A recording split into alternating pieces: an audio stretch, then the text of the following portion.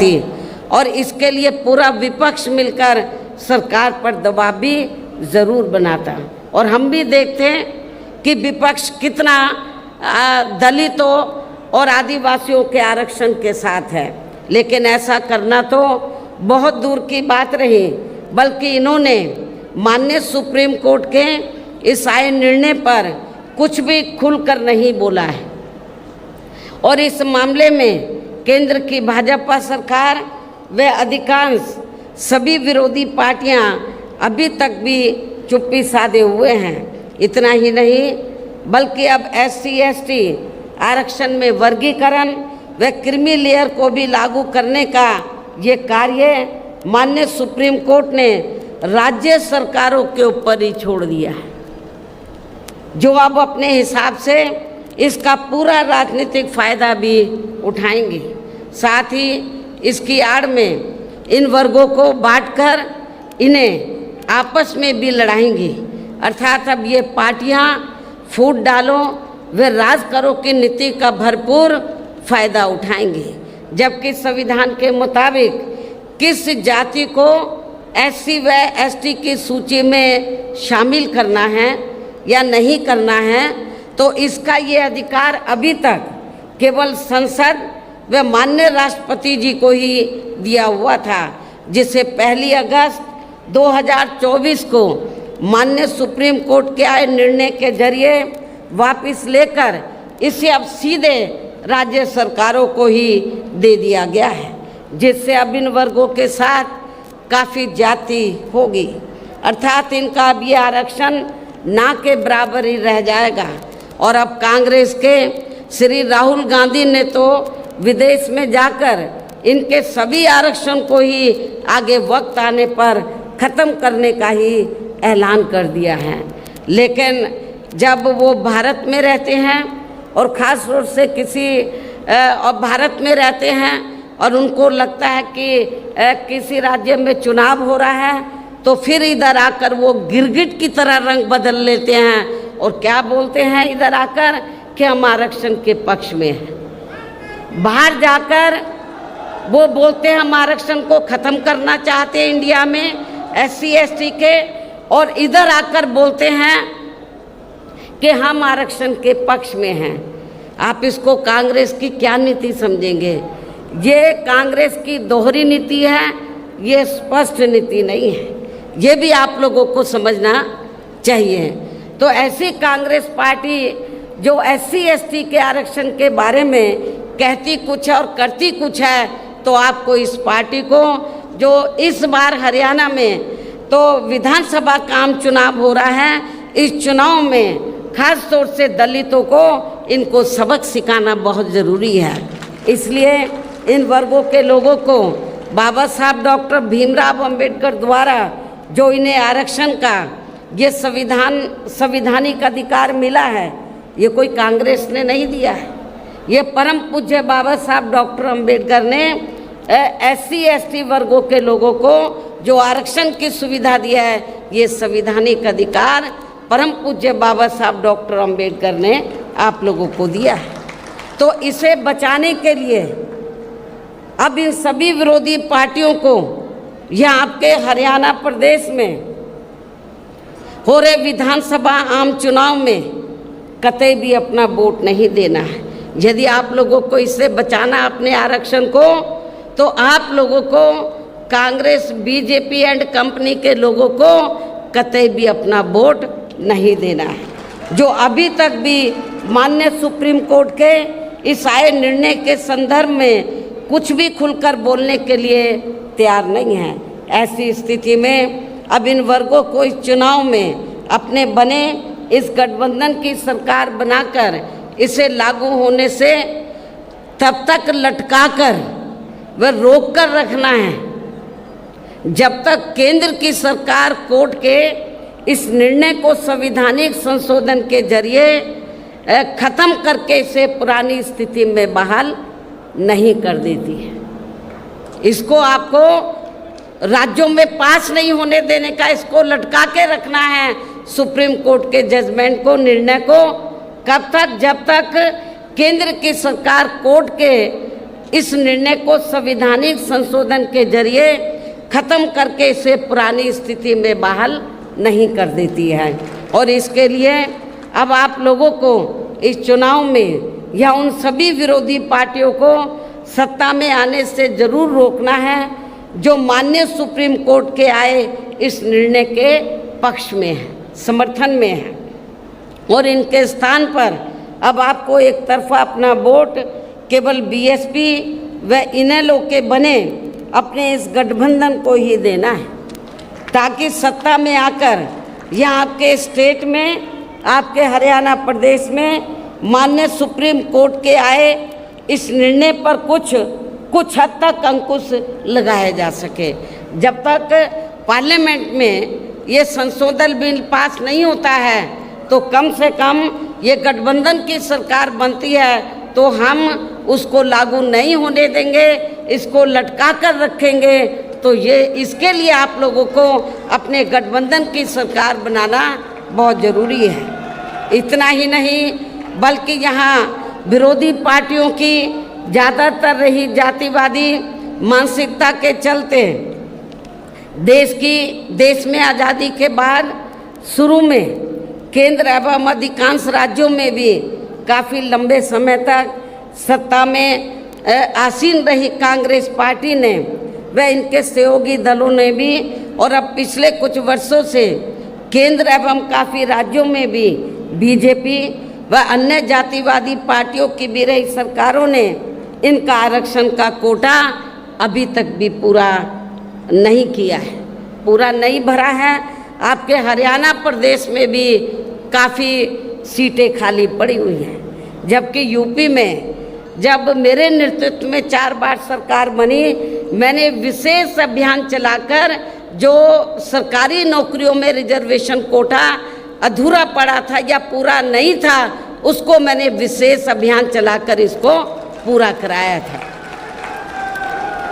इसे फिर अंत में अधिकांश और ये क्यों नहीं भरते हैं कांग्रेस बीजेपी जो अन्य पार्टियां इनका आरक्षण का कोटा ये पूरा क्यों नहीं करती हैं? क्योंकि उनको मालूम है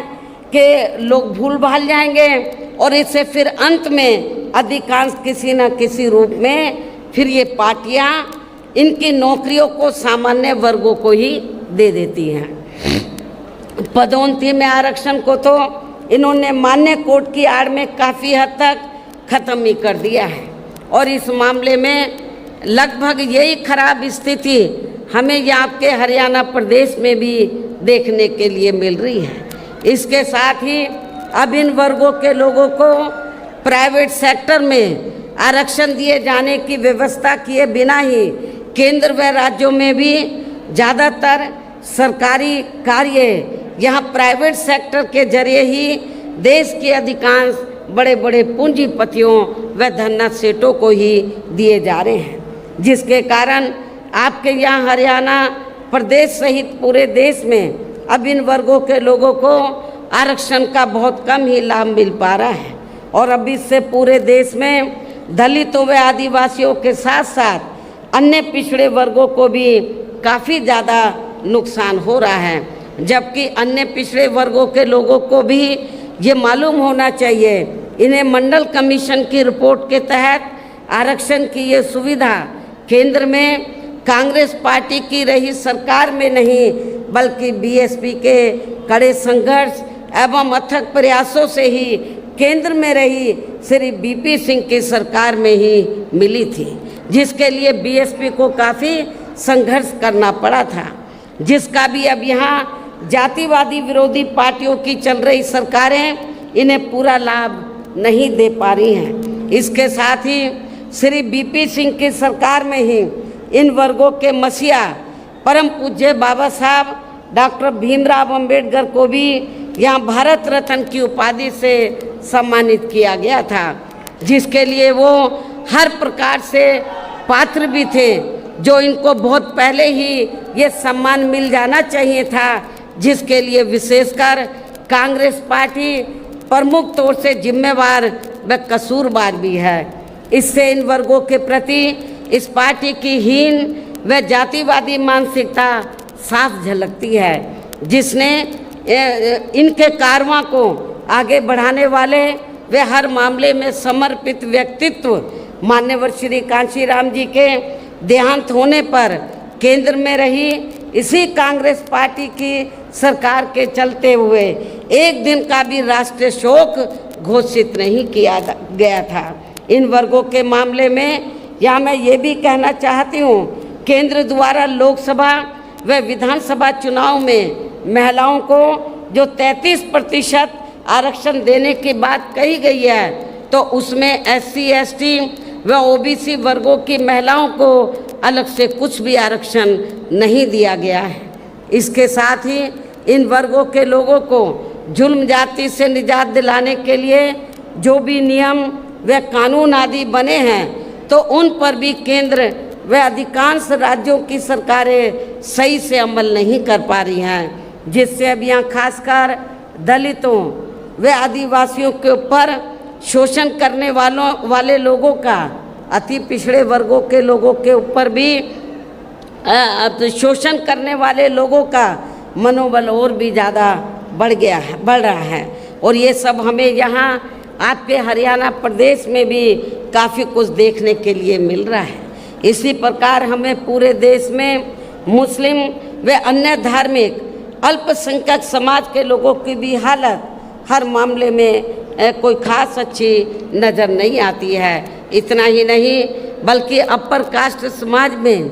व जाट समाज में भी खासकर गरीब लोगों की भी आर्थिक स्थिति अभी भी यहाँ आपके प्रदेश सहित पूरे देश में काफ़ी ज़्यादा खराब व दयनीय ही बनी हुई है। इसके अलावा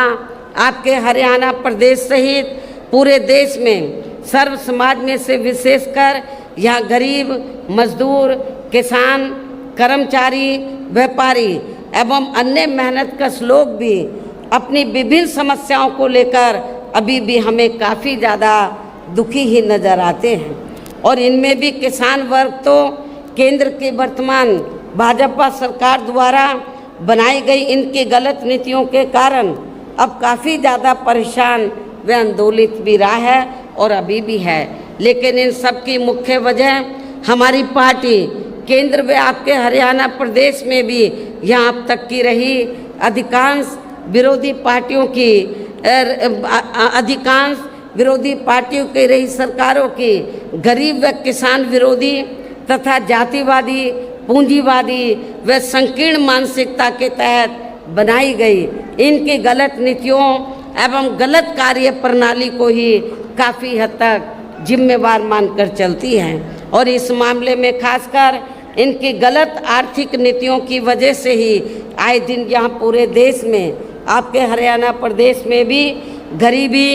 बेरोजगारी व महंगाई आदि भी काफ़ी ज़्यादा बढ़ रही है। जबकि इस मामले में शुरू से ही हमारी पार्टी केंद्र व राज्यों की सरकारों से भी हर स्तर पर ऐसी नीति अपनाने की लगातार ये मांग करती आ रही है कि देश में कुछ गिने चुने पूंजीपतियों व धन्ना सेठों आदि का विकास होने के बजाय बल्कि यहाँ सर्व समाज में से गरीब व आम लोगों का ही विकास होना चाहिए। तभी फिर सही मायने में यहाँ की आम जनता अपनी गरीबी, बेरोजगारी, महंगाई व अन्य और सभी समस्याओं से भी काफ़ी हद तक निजात पा सकती है। इसके साथ साथ अभी भी अपने देश में भ्रष्टाचार हर स्तर पर काफ़ी ज़्यादा बढ़ रहा है, जिससे आपका अपना खुद का हरियाणा प्रदेश भी अछूता नहीं रहा है। और इन सब का मुख्य कारण हमारी पार्टी आज़ादी के बाद से लेकर अभी तक केंद्र व देश के अधिकांश राज्यों में तथा आपके खुद के अपने हरियाणा प्रदेश में भी ज़्यादातर सत्ता यहाँ गलत पार्टियों में से खासकर कांग्रेस व बीजेपी आदि के हाथों में ही आने को मानकर चलती है। और इन पार्टियों को हमारी पार्टी इसलिए भी जिम्मेवार मानकर चलती है क्योंकि शुरू से ये पार्टियां केंद्र व देश के अधिकांश राज्यों में भी ज़्यादातर यहाँ बड़े बड़े पूंजीपतियों व धन्ना सेठों की ही आर्थिक मदद से सत्ता में आती रही हैं। और सत्ता में आ जाने के बाद फिर ये पार्टियां अधिकतर मामलों में अपनी आर्थिक एवं अन्य सभी नीतियाँ यहाँ गरीब व आम जनता की समस्याओं को दूर करने के हिसाब से तैयार नहीं करती हैं, बल्कि देश के उन बड़े बड़े पूंजीपतियों व धन्ना सेठों को ही फायदा पहुंचाने के हिसाब से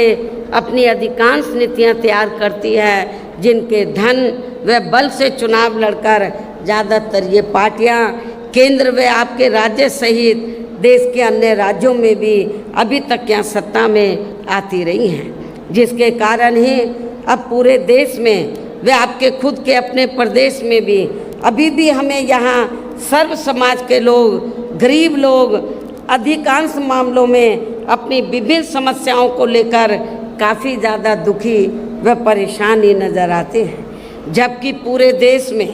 बहुजन समाज पार्टी ही अकेली एक ऐसी पार्टी है जो विरोधी पार्टियों की तरह देश के बड़े बड़े पूंजीपतियों व धन्ना सेठों की आर्थिक मदद से नहीं, बल्कि अपनी पार्टी के ही आम कार्यकर्ताओं की आर्थिक मदद से चुनाव लड़कर यहाँ केंद्र व राज्यों की सत्ता में आना चाहती है, ताकि हमारी पार्टी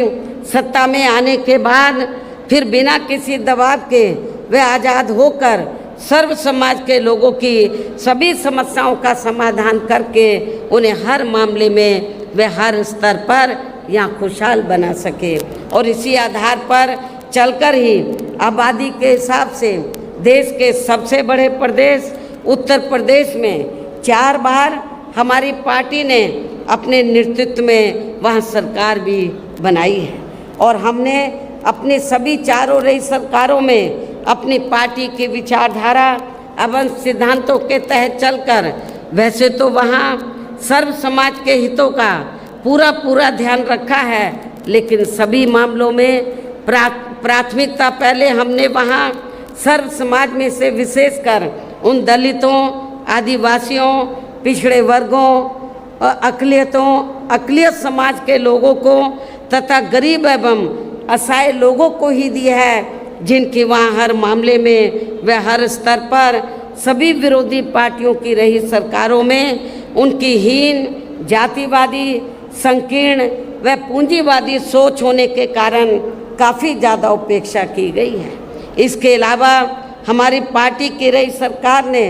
वहाँ विभिन्न क्षेत्रों में लगे लोगों के साथ साथ छात्रों, युवाओं, महिलाओं व बुजुर्गों आदि के हितों में भी अनेकों महत्वपूर्ण व ऐतिहासिक कार्य किए हैं, जिनसे उन्हें काफ़ी ज़्यादा लाभ पहुंचा है। और इतना ही नहीं, आपके हरियाणा प्रदेश में तो कांग्रेस केवल थोड़ी सी जगह देने की बात करती है। जो आवासहीन लोग हैं, जिनके पास अपने ज़मीन नहीं है घर बनाने के लिए, वो थोड़ी सी कुछ गज देने की बात करती है कि ये ज़मीन हम यहाँ के गरीब लोगों को देंगे। लेकिन आपको जानकर खुशी होगी कि जब उत्तर प्रदेश में बीएसपी की सरकार थी तो हमारी पार्टी की सरकार ने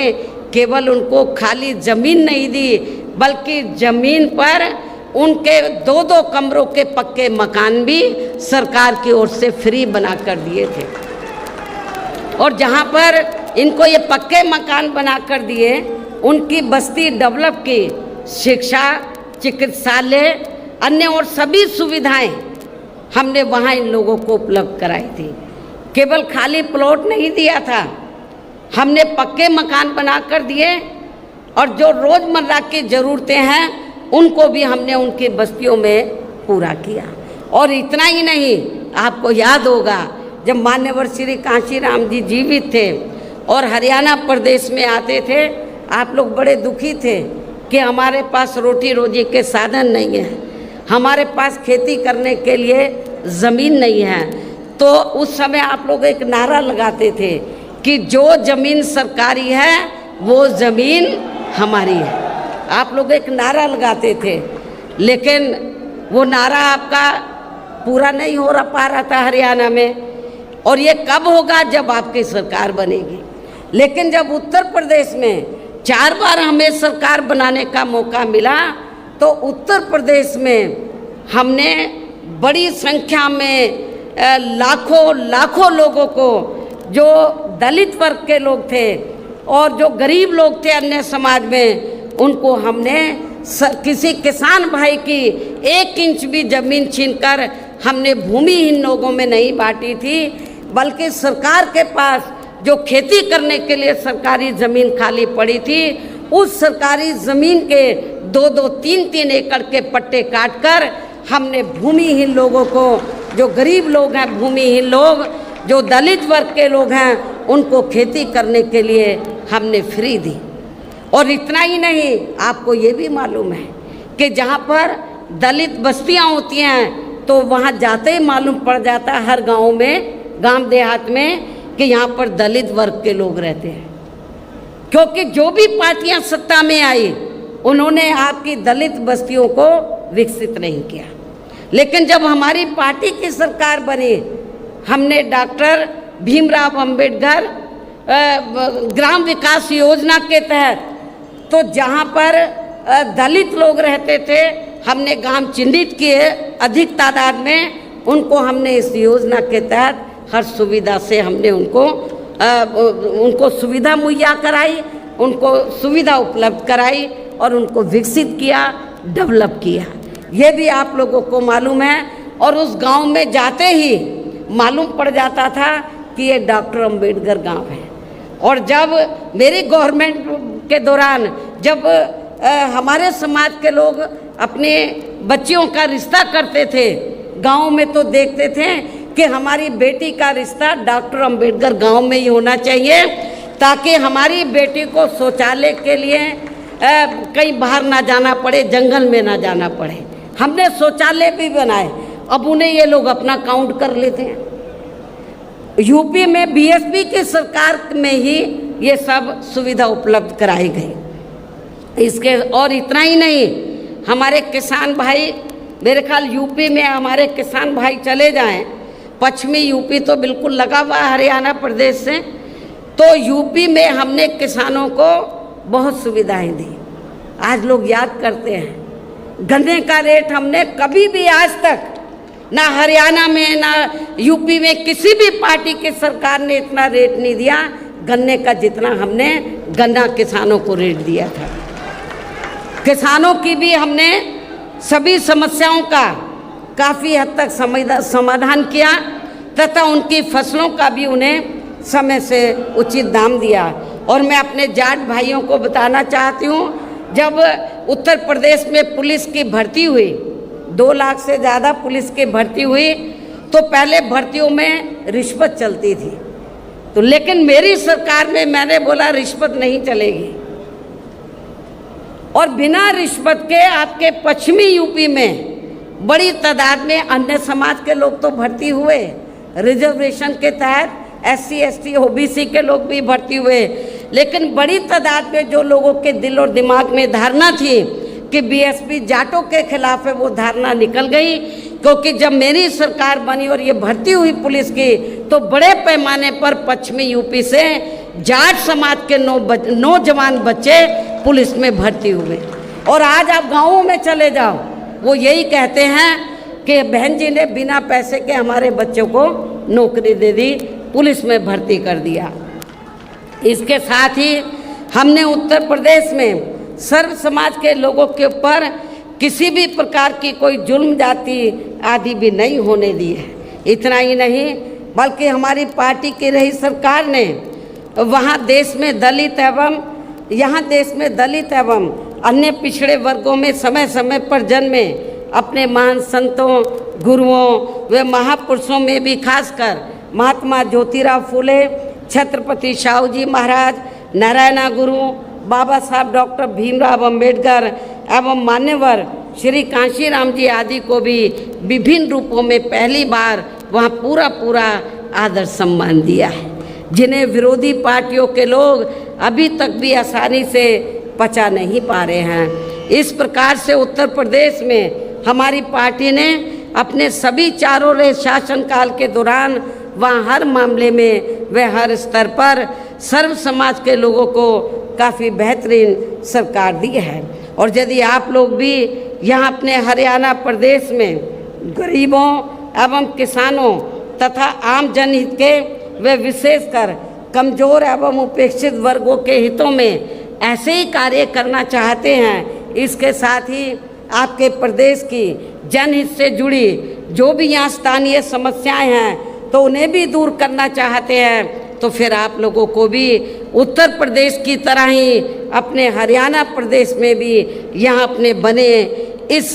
गठबंधन की सर्वजन हिताय व सर्वजन सुखाय की नीतियों पर ही आधारित सरकार बनानी होगी। और जिसके लिए अब आप लोगों को यहाँ अपने हरियाणा प्रदेश में विधानसभा के लिए हो रहे आम चुनाव में अपने गठबंधन का बेहतर रिजल्ट लाना होगा।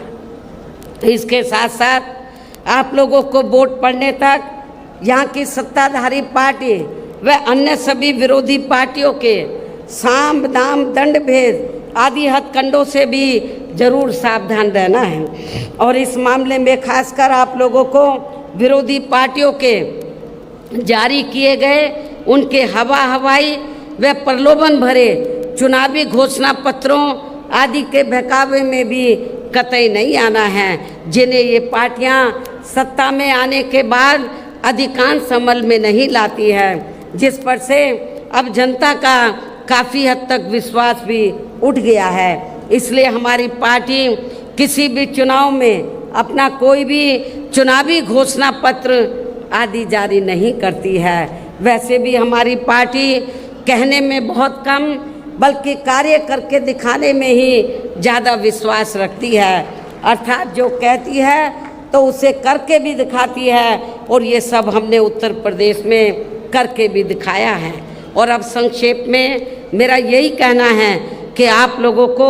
अपने खुद के व अपने हरियाणा प्रदेश के भी हित में यहाँ बीएसपी व इनेलो के बने गठबंधन की ही सरकार बनाना बहुत ज़रूरी है। और अब आप लोगों को अपने इस गठबंधन के ही उम्मीदवारों को ज़्यादा से ज़्यादा कामयाब बनाना है, जिसके लिए बीएसपी के उम्मीदवारों को हाथी चुनाव चिन्ह के सामने वाले बटन को दबा के तथा भारतीय राष्ट्रीय लोक दल के उम्मीदवारों को चश्मा चुनाव चिन्ह के सामने वाले बटन को दबा के इन्हें ज़रूर जिताना है। और फिर सरकार बनने पर ये भी मैं बताना चाहती हूँ कि फिर सरकार बनने पर गठबंधन की ओर से आपके हरियाणा प्रदेश का मुख्यमंत्री चौधरी अभय चौटाला जी को ही बनाया जाएगा, जिनको मेरे आशीर्वाद के साथ साथ इनके पिता चौधरी ओम प्रकाश चौटाला जी का भी पूरा आशीर्वाद प्राप्त है। वैसे माननीय चौधरी देवीलाल जी का भी हमेशा इन पर आशीर्वाद बना रहा है। इनके साथ साथ गठबंधन की ओर से बीएसपी का एक डिप्टी सीएम दलित वर्ग का, बीएसपी की ओर से एक डिप्टी सीएम दलित वर्ग का तथा दूसरा डिप्टी सीएम अन्य पिछड़ा वर्ग या अपर कास्ट समाज में से ही बनाया जाएगा। ये डिप्टी सीएम कौन होंगे इसका फैसला चुनाव का नतीजा आने के बाद ही लिया जाएगा। इन्हीं ज़रूरी बातों के साथ ही अब मैं आप सभी लोगों से अपने इस गठबंधन के अधिकांश उम्मीदवारों को, ज़्यादा से ज़्यादा उम्मीदवारों को जिताकर अपनी यहाँ सरकार बनाना ज़रूरी है, इसकी मैं पूरी उम्मीद भी करती हूँ। अंत में अब मैं केंद्र सरकार से देश में जातीय जनगणना कराने की भी विशेष मांग करती हूँ, अनुरोध करती हूँ, आग्रह करती हूँ, जिसको शुरू में केंद्र में रही कांग्रेसी सरकार ने और अब वर्तमान में चल रही बीजेपी की केंद्र की सरकार ने भी इसे अभी तक भी लटका के रखा है, इसे अमल में नहीं लाया है। और अब मैं माननीय चौधरी देवीलाल जी के जन्मदिवस पर, आज उनके जन्मदिवस पर इनको फिर से नमन करने के साथ ही उनके सभी अनुयायियों व समर्थकों आदि को भी पुनः हार्दिक बधाई एवं शुभकामनाएं देते हुए अपनी बात यहीं समाप्त करती हूँ। धन्यवाद। जय भीम व